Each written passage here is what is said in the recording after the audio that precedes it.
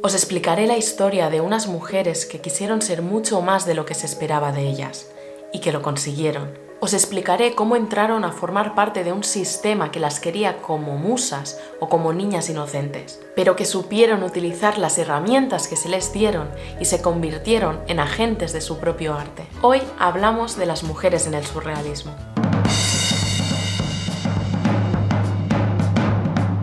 En 1924, el poeta André Breton tenía una idea que no podía sacarse de la cabeza. Quería transformar la forma de pensar de las personas explotando el potencial de su inconsciente. Ya hubo un grupo de artistas, o mejor dicho, antiartistas, que habían intentado algo parecido. Se les conocía como dadaístas y utilizaban el absurdo como modo de vida. De allí salieron urinarios en museos, ruedas de bici sobre taburetes y fiestas locas en el cabaret Voltaire.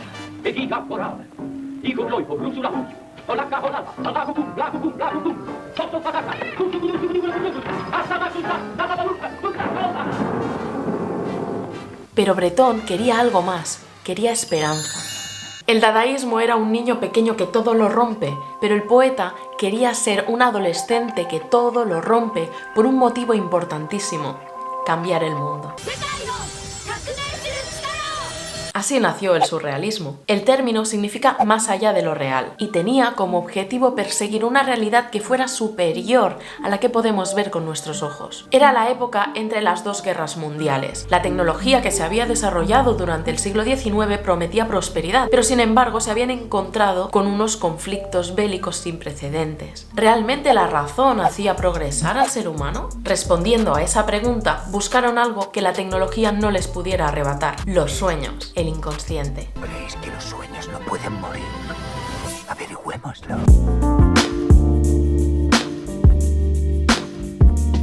Históricamente, en Europa se ha considerado que el hombre masculino es un ser racional, mientras que la mujer es considerada un ser irracional. Así que a principios del siglo XX este pensamiento estaba muy arraigado en la mente de las personas. Los hombres del surrealismo tenían muy claro que su cerebro estaba contaminado por las ideas racionales y querían luchar contra ello. Fue así como se interesaron por los enfermos psiquiátricos, por culturas más allá de Europa y, lo habéis adivinado, por las mujeres. El motivo principal por el que el surrealismo acogió a muchas mujeres fue justamente porque se las consideraba la viva imagen de lo irracional. Hubo tantas mujeres artistas que he creado un calendario para 2023 donde solo hay mujeres artistas. Bueno, y dos de ellas son cercanas al no binarismo. Algunas de ellas son Dorothea Tanning, Leonora Carrington, Dora Maar, Lee Miller, pero hay muchísimas más. Os dejo todos los nombres en la descripción. Este calendario es sobre todo divulgativo y tiene por aquí un código QR en el que podéis leer un artículo específico para cada una de ellas. Aquí tenéis la ilustración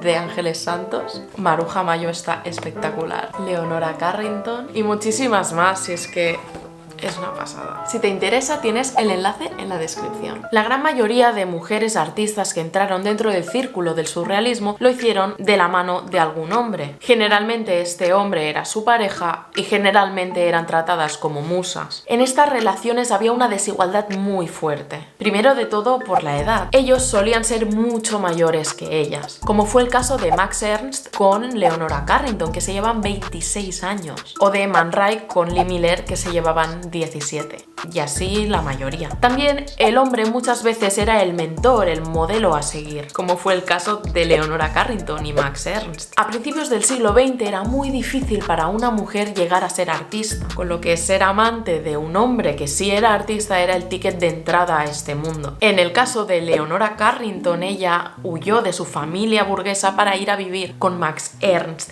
y de esta forma entró dentro del círculo del surrealismo, pero dependía completamente de él, había roto sus raíces con su familia burguesa y solamente le tenía a él como sustento económico y como sustento emocional y como absolutamente todo. Y no era el caso únicamente de Leonora Carrington. Generalmente estos hombres surrealistas ya tenían una carrera asentada porque eran mayores que ellas, mientras estas mujeres eran muy jóvenes y no habían ni siquiera empezado en el mundo, no tenían una trayectoria y no tenían una serie de clientes que les pudieran sustentar económicamente. físicamente, así que también dependían de ellos en este aspecto. Esta atracción de los hombres por mujeres jóvenes es lo que se conoce en el ámbito del surrealismo como la mujer niña, que a su vez guardan relación con las teorías de Freud sobre el inconsciente y sobre la sexualidad. Eran hombres que estaban obsesionados con la inocencia, en la que encontraban pulsiones sexuales inconscientes. Esto está claramente ligado a la cultura de la... y demuestra que todos ellos estaban bastante malitos de la cabeza. Y no me refiero solo a los surrealistas, sino a la sociedad occidental en general. El siglo XIX había sido un siglo que había reprimido tanto la sexualidad que cuando llegó el siglo XX y el surrealismo es como que se abrió la válvula, empezó a salir todo lo que se había reprimido y salió de una forma que no era para nada saludable, todo lo contrario. Con lo que ser rebelde era muchas veces cruzar líneas abusivas y violentas, sobre todo hacia las mujeres. Pero no todas las mujeres llegaron al movimiento surrealista de la mano de un hombre. El caso de Leonor Fini fue uno de mis favoritos, porque ella de hecho ni siquiera quiso formar parte del grupo de los surrealistas oficialmente. No le caían bien estos hombres artistas que eran dictatoriales con las mujeres, y del surrealismo solamente le atraía la búsqueda del placer y de lo desconocido. Además, se llevaba fatal con Breton. Leonor Fini puso a las mujeres dueñas de su sexualidad en el centro. Rechazó los roles que se le imponían por ser mujer y existió según sus propios principios. Tanto fue así que pasó muchos años de su vida conviviendo con dos hombres, uno que era más amigo que amante y otro que era más amante que amigo. Esta libertad fue algo que todas las mujeres surrealistas buscaron en mayor o menor medida. Ejemplo de ello fue el arte que crearon, que en muchos casos utilizó la figura de la amazona como símbolo de libertad. Leonora Carrington, aunque en un inicio estuvo asociada a la imagen de Max Ernst, supo cuándo cortar la relación para que su imagen no la eclipsara y ella pudiera brillar con su propia luz. En su autorretrato, posada del caballo del alba, podemos verla a ella vestida como una amazona, dueña de su propio destino.